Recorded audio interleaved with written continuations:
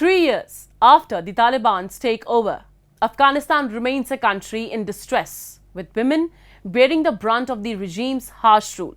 Women who once had a hope for a brighter future are now living under one of the most draconian regimes in modern history. The Taliban's latest law have further tightened their grip on women's lives, stripping away basic rights and freedoms, from dress codes to speech. Our report will tell you more.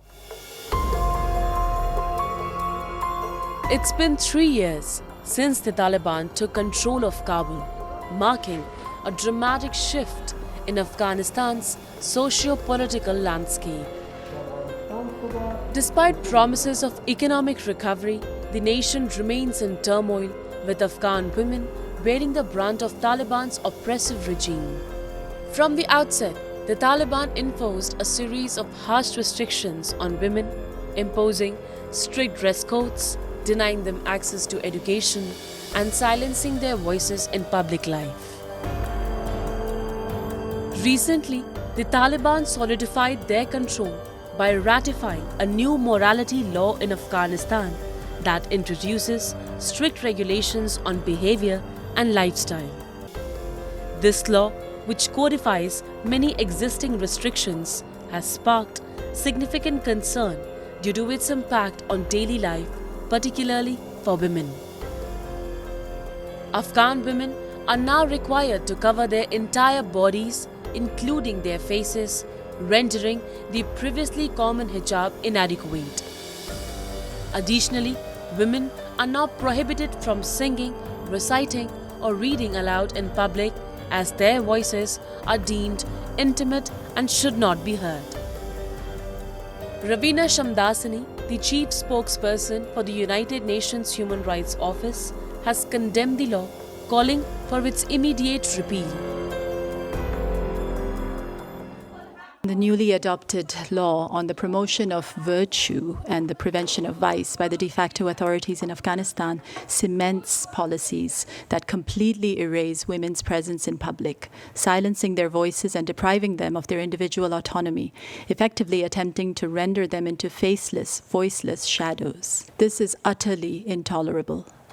UN High Commissioner for Human Rights Volker Turk calls for this egregious law to be immediately repealed. The long list of repressive provisions that this law imposes on women reinforces a number of existing restrictions that violate their fundamental human rights, including their freedom of movement, their freedom of expression, and their right to live free from discrimination.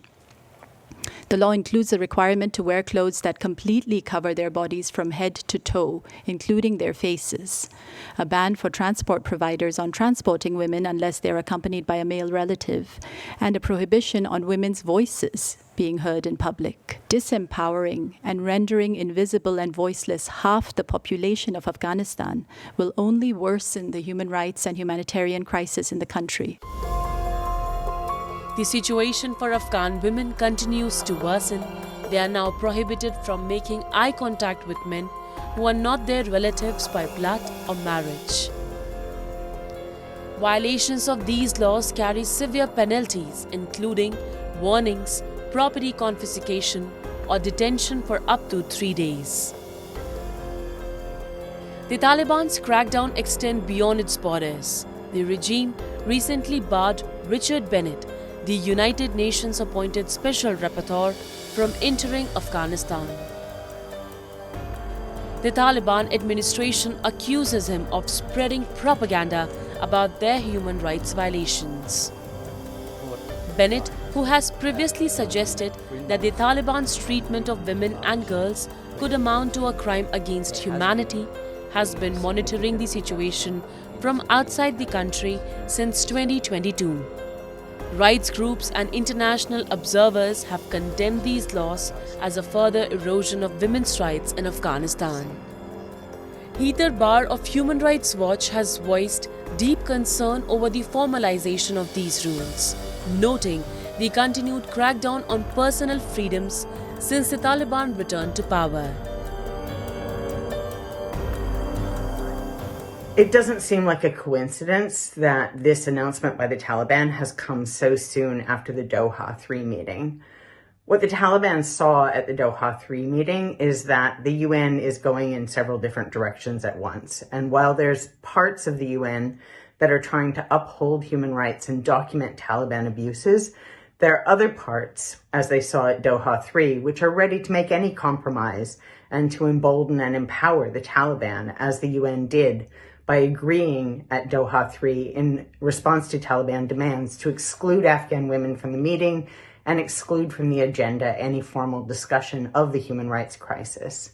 So this is a deepening crisis, and the international response is wildly unacceptable. And this moment right now, with Richard having been barred from entering the country, is a test of the international will to actually do something about the women's rights crisis in Afghanistan.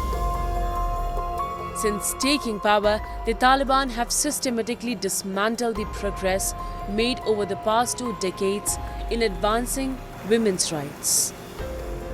Today, Afghan women and girls face widespread human rights abuses enforced through over 100 decrees restricting their rights to work, attend school, access healthcare, and participate in public life. Even visiting parks, restaurants, or beauty salons is forbidden. Afghanistan remains the only country in the world to institutionalize such extreme policies. Women have effectively become prisoners in their own homes, with male relatives acting as their enforcers. This has led to severe mental health crisis and a humanitarian emergency. The Afghan economy is in freefall, with poverty and food insecurity on the rise, as half the population is barred from contributing to the country's recovery.